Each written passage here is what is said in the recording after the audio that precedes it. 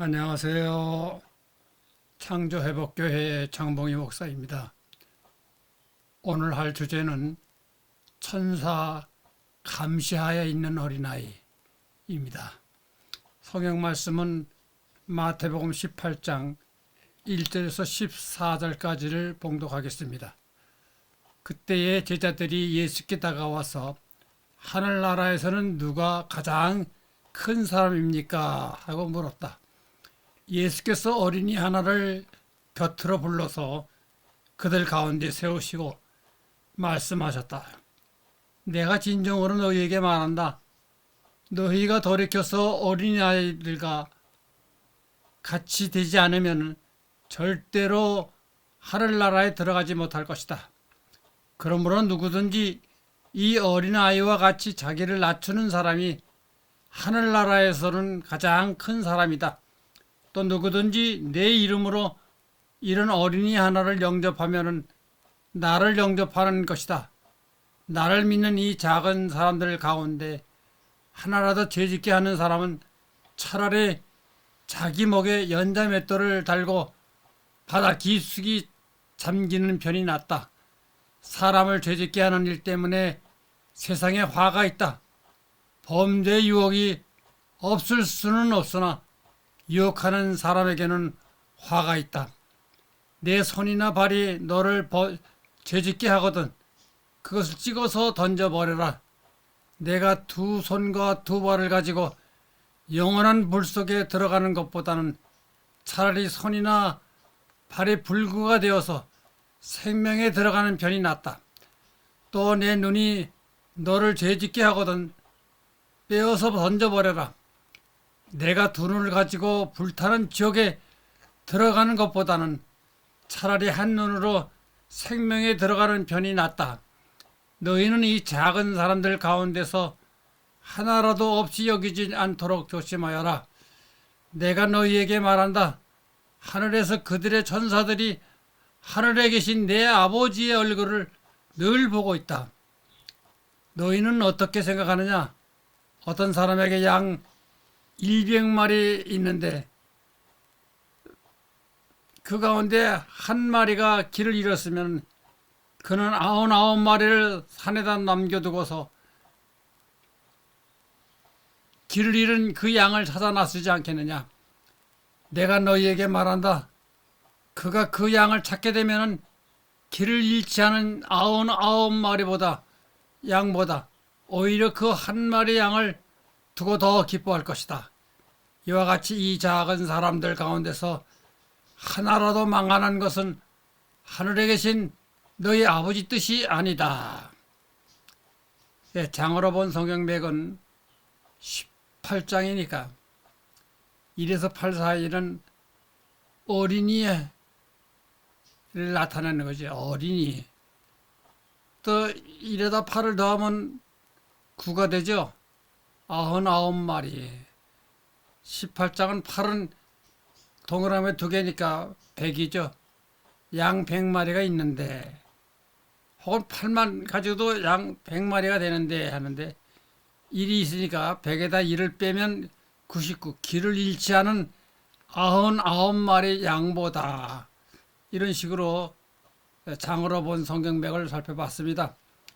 제자들이 예수에게 한 가지 질문을 했는데 천국에서는 누가 제일 큽니까? 하는 소리죠. 말하자면 천국이라는 것은 무엇인지도 모르고 또 자기들이 다 천국 갈 수 있는 것으로 생각을 합니다. 그래서 천국에서 누가 제일 큽니까? 하는 이야기입니다. 천국을 생각하기에는 자기들 뒷마당에 있는 사랑의 방 정도로밖에 생각 못하는 사람들이 있죠. 오늘 이 말씀은 현 기독교가 전혀 모르고 있습니다. 예수가 그 미련한 사람들 앞에 어린아이 하나를 세워놓고 이 어린아이와 같이 되지 않으면 절대로 천국에 갈 수 없느니라. 누구가 크고 적고 둘째 문제고 어린아이와 같이 되지 않으면 절대로 천국에 갈 수 없느니라 했습니다. 그런데 이것을 기록한 제자나 오늘날까지도 전혀 이해를 못하고 있습니다. 즉 어린이와 같이 사람이 겸손하고 순진하고 해야만 천국에 간다 이야기하고 있습니다. 다 자란 사람이 나이 8, 90 된 사람이 어린아이와 같이 어떻게 되는가? 80세 된 사람이 어린아이 행동을 한다고 하면은 그것은 노망한 사람이죠. 어떻게 어린아이와 같이 되는가? 예수가 그런 철없는 말을 했을 리가 없습니다. 그런데도 오늘날 기독교는 사람이 어린아이와 같이 자기를 낮춘다, 그런 의미로 해석을 하고 있습니다. 예수는 이 말씀을 비유로 말한 것이죠. 천국의 사람은, 천국의 국민, 천국의 회원들은 이 세상 사람들과 같지 않습니다. 이것을 가지고 결국 땅속으로 들어갈 수 있을지 모르지만 저 하늘나라에는 못 갑니다. 너희들이 천국에 가려면 이 어린아이와 같이 되어야 한다. 근데 어린아이와 같이 된다는 것은 이 세상 인간이 어린아이 흉내를 내든지 어린아이의 모습을 한다거나 이렇게 되는 것이 아닙니다. 실질적으로 어린아이가 되어야 합니다. 그런데 제자들이 잘못 알아들었습니다. 그리고 지금도 기독교에서나 또는 학자들이 이 말을 모르고 있습니다. 예수는 이 말을 알아들을 수 있도록 미리 다 준비를 해놨어요. 실질적으로 어린아이가 되어야 한다 했는데 이 어린아이는 무엇인가? 바로 씨입니다. 마태복음에 보면은 분명히 나와 있어요. 내가 옥토에 씨를 뿌리는데 옥토에 뿌린 씨가 성장하기를 30%, 60%, 100% 이렇게 성장을 합니다. 그 다음에 보면은 이 씨는 천국 백성이다, 천국의 사람들이라는 것을 분명히 우리에게 말해 주었습니다. 그런데도 불구하고 여기서 제자들이 질문하는 것을 보면은 세상 인간들이 천국 가는 줄 알고 있습니다. 세상 인간들은 낳기는 동물로 낳았고 사는 것도 동물이 사는 방법입니다. 또 늙으면은 얼굴도 주름이 지고 모습이 보기 싫어집니다. 이것이 무슨 천국에 가는가? 이런 것을 예수가 말해준 것이 아니죠. 완전히 어린아이가 되어져야 합니다. 그런 이야기죠. 그래서 예수가 뿌려준 씨가 자랄 때의 모습이 어린아이로 표현되었습니다. 이 씨는 어디에서 자라는가? 옥토에서 자랍니다. 이 옥토는 우리들이 자연 인생을 말하죠. 동물적 생물을 말하는 것입니다. 그리고 이 씨는 누가 뿌리는가? 예수가 뿌립니다. 그래서 이 씨가 이 세상 인간 생활을 하는 것에서 의미 트고 성장을 해야 됩니다. 무슨 성장을 하는가? 천국에 갈 수 있는 기초적인 성장을 합니다. 이제 예수가 규정을 말하기를 100% 성장하는 어린아이로서는 한 3살 정도 먹은 아이로 본다면은 2살 먹은 아이는 60% 성장되었다는 뜻이고 1살 먹은 아이는 30% 정도 되는 아이를 말합니다. 그런데 제자들이 예수의 이런 뜻을 완전히 이해를 못했다고 보면은 제자들이 남겨준 말처럼 너희 자신이 모습을 달리해서 어린아이처럼 되라, 그런 이야기는 아니죠. 완전히 어린아이가 되어야 한다, 그런 말입니다. 천국에 가는 멤버인 어린아이는 영적 존재입니다. 그런데 이 땅에서 나는 우리는 동물적 존재이므로 천국에 갈 수가 없습니다. 천국이란 영적 세계입니다. 따라서 생명도 영적 생명입니다. 예수는 이 세상 사람으로 왔습니다. 그러나 그의 근본 존재는 사람이 아니죠. 그는 하늘로부터 온 영적 존재입니다. 하나님이나 천사와 같은 본질이었습니다. 그러므로 이 세상에서 천국으로 이전되는 데는 이것이 예수와 같은 길, 본질적으로 예수와 같아야만 저 세계로 갈 수가 있는 것입니다. 이와 같이 이 지구덩이에 있던 생물이 저 천국에 간다 하는 것은 터무니없는 소리입니다. 그러므로 예수가 분명히 우리에게 미리 말을 해주었습니다. 너희에게 씨를 뿌려준다. 이 씨가 적어도 30% 이상 성장을 해야 되느니라, 그런 소리입니다. 이 씨는 모든 사람에게 떨어지는 것이 아닙니다. 예수가 분명히 말하기를 옥토에 뿌린다는 것입니다. 목적이 옥토에 뿌린다는 것이죠. 아무데나 뿌리는 것이 아니죠. 그러나 옥토에 뿌린다 하지만은 그 옆길가나 가시덤불 자갈밭에서도 떨어질 수도 있다는 것이죠. 이 옥토는 씨를 성장시킬 수 있는 소질의 흙을 말합니다. 따라서 하늘에서 예수가 뿌려준 씨를 보관하고 있는 사람은 우선 첫째 조건으로 천국에 갈 수 있는 자격의 소유자입니다.